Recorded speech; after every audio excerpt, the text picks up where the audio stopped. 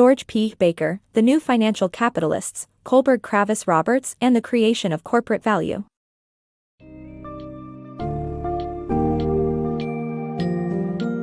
Venture into the world of corporate mergers and acquisitions with The New Financial Capitalists, Kohlberg, Kravis, Roberts, and the Creation of Corporate Value by George P. Baker. Discover how Kohlberg, Kravis, Roberts, KKR, innovatively employed leveraged buyouts (LBOs) to revolutionize the landscape of corporate ownership. Delve into the 4 waves of historical merger and acquisition activities that have shaped the United States economy, and examine how KKR extracted value from underperforming assets using these LBOs. Experience the successes and failures of KKR and gain insights into their strategies, organizational structures, and their impact on the industries involved.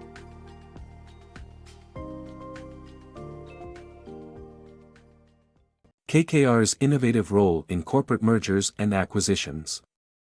Kohlberg, Kravis, Roberts, KKR, is a pioneer in the realm of corporate mergers and acquisitions with their innovative use of leveraged buyouts, LBOs. KKR's LBOs altered how corporate ownership changed hands, especially with underperforming or poorly managed firms. Despite some controversy surrounding the corporate giant's methods, they remain one of the most well-known and notorious LBO players in the industry. KKR's actions shifted the power to resolve a distressed company's performance issues from corporate management to KKR, disrupting traditional corporate practices. The 4 waves of mergers and acquisitions. The book describes the 4 significant waves of mergers and acquisitions, M&A, that occurred in the U.S. economy. The first wave was financial capitalism in the late 1800s to early 1900s, where companies needed to consolidate to raise funds for large infrastructure projects. The second wave saw the rise of managerial capitalism after World War II, where managers controlled companies despite not being owners. The third wave was conglomerates in the 1960s, where companies acquired unrelated businesses. Finally, the fourth wave in the late 1970s was marked by leveraged buyouts, LBOs, and hostile takeovers. The book highlights KKR's success in using LBOs to extract value from underperforming assets, resulting in visible successes and failures such as the RJR Nabisco LBO. The paradox of debt. People in the U.S. have contradictory views towards debt. While historically indebtedness was frowned upon, it has now become a tool for amassing wealth. The societal aversion towards carrying debt started changing in the early 1960s with the bootstrap acquisitions. KKR's Jerome Kohlberg modernized the process by adding the role of management as owners. KKR became a principal investor as well as a merchant banker financing acquisitions. They adopted the LBO strategy, where the pro forma plan involved 10 to 20% equity in 80 to 90% debt, repaid within 5 to 7 years. KKR's success with Houdale set the stage for the rapid growth of the LBO tool in the 1980s. With pension fund investment and the use of junk bonds from Drexel Burnham Lambert and Michael Milken, KKR acquired several companies including Motel 6, Storer Communications, Owens Illinois, Beatrice, and RJR Nabisco. Balancing risk and value creation. The summary highlights the struggles of KKR as it increased criticism due to the public's perception of LBO firms as robber barons. KKR aimed to align the interests of owners and managers through a policy that made managers invest a significant part of their personal wealth in the company, converting them into owners. The success of a buyout depended on all involved players' alignment to a common goal. While KKR's purchase of Duracell was successful, its investments in Jim Walter Homes and RJR Nabisco faced unforeseen factors and too large purchase prices. KKR faced an uphill battle in managing public perception as criticism of buyouts increased. The public perceived LBO firms such as KKR as robber barons that purchased companies, trimmed spending, and staff to the bone, and made significant short-term profits. This perception was reinforced by media accounts of KKR's transaction fees. However, KKR believed that they provided a way to increase value in their acquired companies. KKR compared their actions to how the average American purchases a house.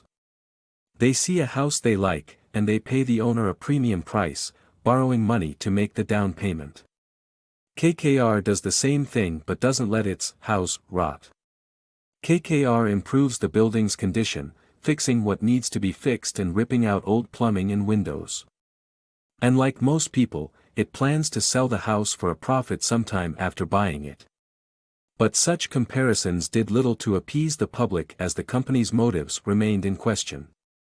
To ensure that a buyout created value in the future, KKR aimed to align the interests of owners and managers through a policy that made managers invest a significant part of their personal wealth in the company. Managers were converted to owners as this made them liable for the results of their decisions. At the same time, investors in the buyout would only see a return if they remained committed to a long-term relationship with the acquired company. All players, from management to investors to KKR directors, had to be aligned to a common plan implemented during a 5 to 7 year timeframe to ensure the buyout's success. A team from KKR also played an important part in the success plan. KKR was required to give expert support services to the newly formed KKR-controlled management board, with KKR board members providing ongoing support beyond the scope of board members at non-leveraged companies.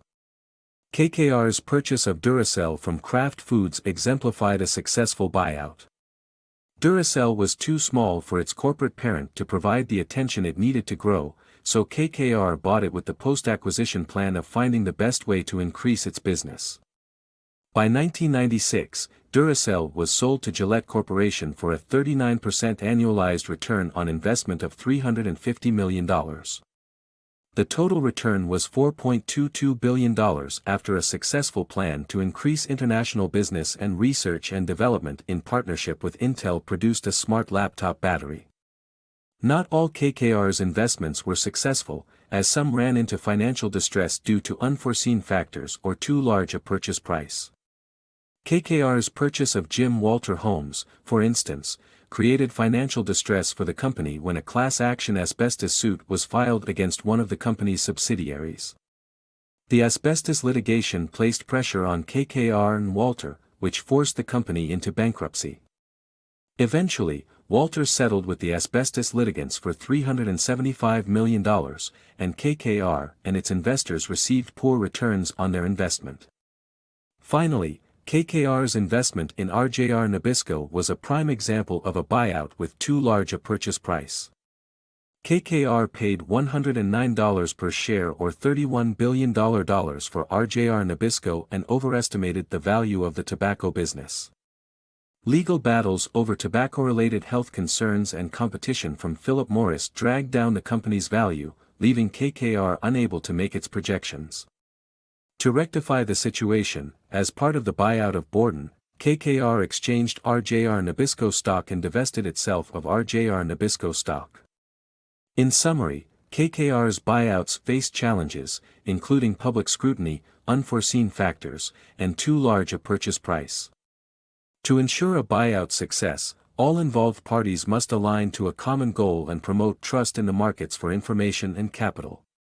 With the policy of aligning the interests of owners and managers, KKR aimed to create value in the future while balancing risk. KKR's unique LBO association. KKR's internal group structure, known as an LBO association, was the key to the private equity firm's success in creating value through specialized industry knowledge.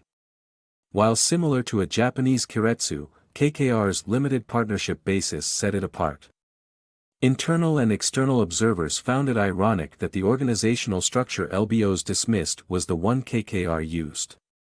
Despite this, KKR's success was undeniable, and its partnerships had a fixed life of 12 years before being dissolved and the equity returned to investors. The structure gave KKR a distinct edge in the private equity world.